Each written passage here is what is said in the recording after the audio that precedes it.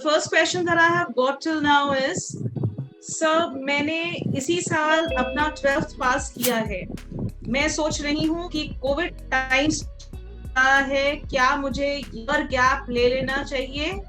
या 9 क्लासेस भी मुझे हेल्प कर सकती हैं? नहीं, देखिए, जहाँ ये कई बच्चों के मन में ये प्रश्न आ रहा है कि क्या हम ईयर गैप ले लें, और मुझे जहां तक ध्यान आता है पिछले वर्ष भी कई बच्चों ने ईयर गैप लिया। और आज क्या स्थिति है, आज सबसे अधिक अगर एडमिशन लेने के लिए जो बच्चे बेचैन हैं वो छात्र बेचैन हैं जो पिछले साल ईयर गैप अपना एक साल बर्बाद कर चुके हैं, और अब वो इस साल एडमिशन ले रहे हैं, जबकि इस साल अलग से फिर से वही स्थिति है।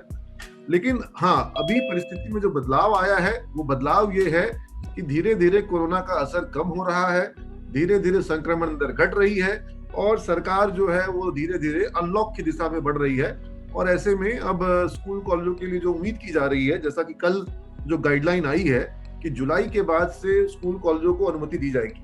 तो ऐसा सरकार कह रही है। और अगर इस बीच कहीं से कोई कोरोना का वापस से थर्ड वेव जैसी कोई चीज नहीं आती है,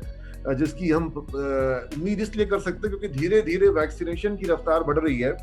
और धीरे धीरे जो 18 से 44 वर्ष की उम्र के लोग हैं उनको भी वैक्सीनेशन किया जा रहा है, तो हमको लगता है ऐसे में इस वर्ष क्लासेस पिछले वर्ष की तुलना में जल्दी शुरू होने की संभावना है ऑफलाइन मोड में। ऑनलाइन मोड में तो हमारी क्लासेस ऑलरेडी चली रही है, जैसा कि ऑलरेडी पुदार सर बता चुके हैं कि ऑलरेडी हमारे यहाँ पर 1 जून से बैच भी शुरू हो चुकी है। और अगर हम पिछले वर्ष की बात करें तो पिछले वर्ष भी हमारे यहाँ जून जुलाई में बैच शुरू हो गई थी,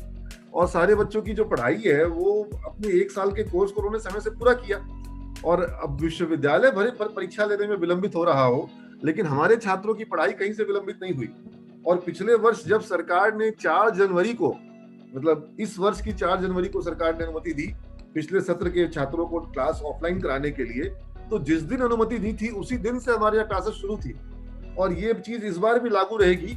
कि सरकार जो डेट निकालेगी कॉलेज में क्लास अलाउ करने के लिए, उसी डेट से बच्चे क्लास करेंगे कॉलेज में, और उसके पहले उनका ऑफलाइन चालू हो जाएगा। 1 दिन का भी विलंब सिमेज कॉलेज में, सिमेज समूह में कहीं पर भी नहीं होगा। और अगर कोई छात्र घर पे बैठ करके अपना तैयारी कर रहा है या वेट कर रहा है, तैयारी तो क्या करेगा, इंतजार करते हैं वो लोग, तो वैसे में वो प्रतिदिन पीछे हो रहे हैं, प्रतिदिन आगे नहीं हो रहे हैं।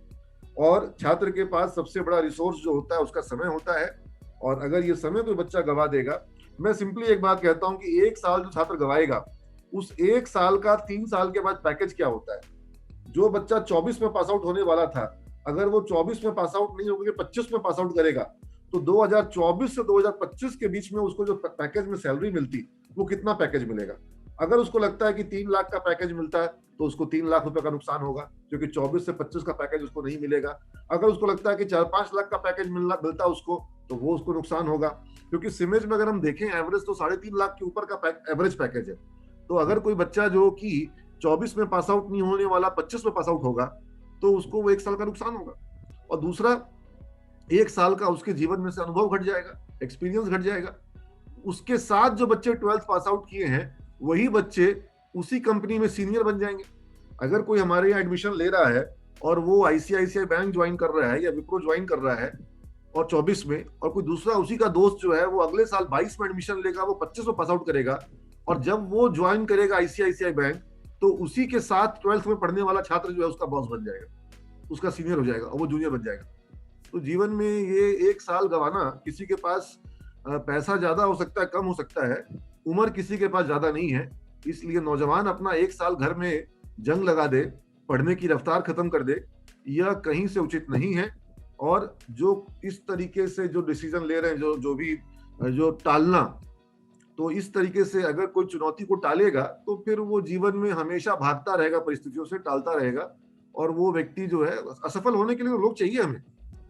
तो सारे लोग सफल हो जाएंगे तो फिर कैसे काम चलेगा। तो असफल होने के लिए सबसे सही तरीका है कि अपने जीवन में जो काम करना है उस काम को टालते रहो। नहीं, अभी नहीं पढ़ेंगे, बाद में पढ़ेंगे, तो ये टालते रहने वाले लोग जो हैं, इनको असफल होने का सबसे शॉर्ट तरीका है।